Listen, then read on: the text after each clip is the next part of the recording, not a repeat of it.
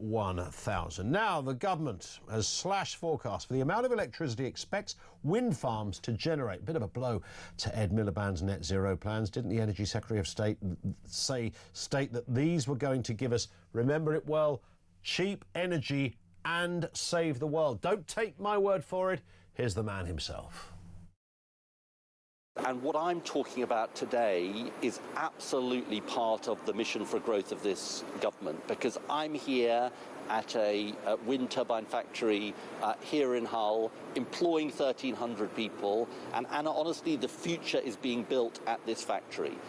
The future of our country, the future of our energy system, the future of a growing economy. And I think that's what's so exciting about what we're doing today. We're talking about an age of clean electricity, which can give us energy security, lower bills, good jobs and growth, and tackle the climate crisis. So we're not just talking about it, we've got a plan to make it happen. Well, that seems to have somehow come off the tracks. Maurice Cousins is Campaign Director at Net Zero Watch. Maurice, afternoon to you. There was a lot of blaze and fireworks around these kind of policies before they got into government. Since they've been in power, Ed Miliband's not stopped talking about it. Hundreds of thousands of jobs, which, by the way, we all know is a bit of a lie. But nonetheless, the big central point was that this is going to be cheaper and it's wind that's going to do it. And today we learn they are actually slashing the forecast for the amount of electricity that it expects wind farms to generate. What has gone wrong? Good afternoon to you.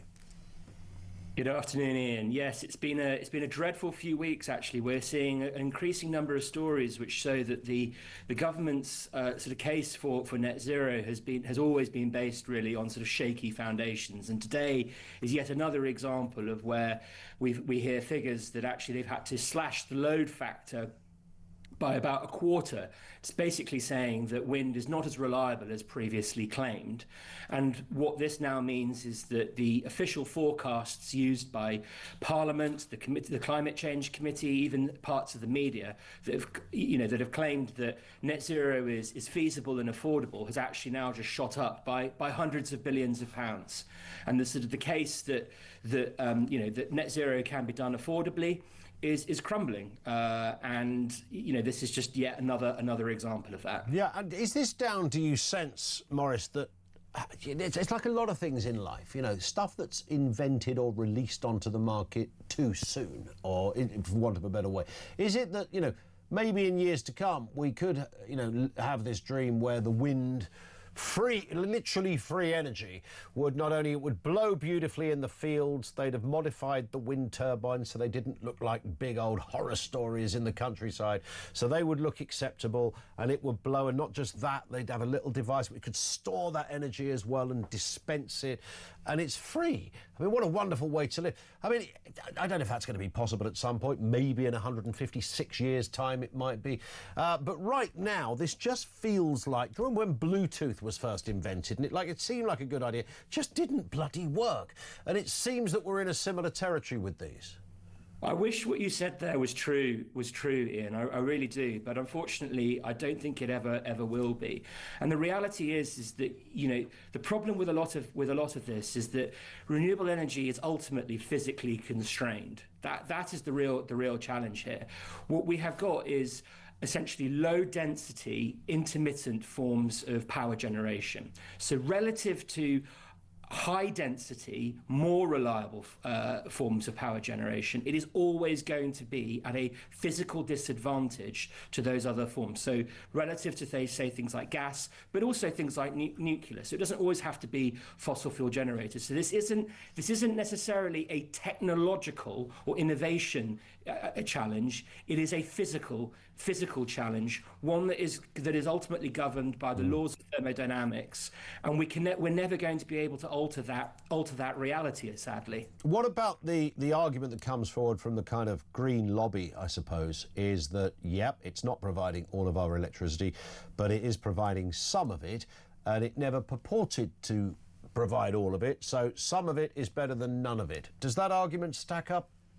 I think there is some truth in that. I don't think that we should do with, if you look at, say, countries like China, or even, for example, say like the UAE, they are developing grids where they are having sort of sprinklings on the top, which come from renewables, and so that you can have some generation that comes from it.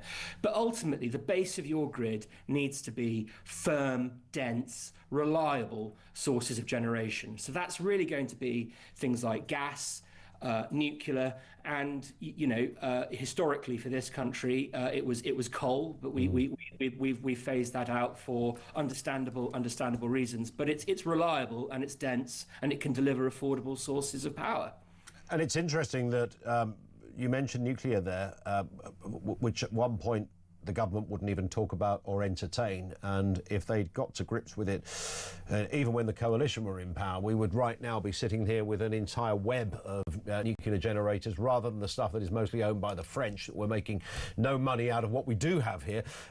We would have that. But of course, they said no. And then yet almost another calamitous moment in their energy policy, or their certainly green policies, because they keep doing things that you think would make Ed Miliband discombobulate and run out the room, like expanding airports and looking at oil fields and stuff. But, never threaten to take a red box away from a man with a bit of power, because they'll stay whatever the changing story is. And of course, we then heard Miliband himself, I think it was, talking about, if Labour were running Scotland, they'd look at nuclear as a possibility there. Yeah, I mean, I think it's a real tragedy that we've not pursued nuclear over the decades. It is a clean source of power, and it is very dense and secure. It's a tragedy that we have over-regulated it as a sector for a while now. So I think that there's been some research done by Britain Remade that has found that I think we're the most expensive country in the world for new nuclear generation. We often seem to top the wrong league tables when it comes to energy. The most expensive industrial energy prices, the most expensive place to build this stuff. So yes, we need to get a crack on with all of it. But the way to do that is to slash some of the unnecessary and burdensome regulation around it. Yeah, and you'd think anybody could work that out, but it seems beyond the wit of some of our parliamentarians. Maurice, great to have you on. Nice to speak. Maurice Cousins is the campaign director at Net Zero Watch. You want to respond to what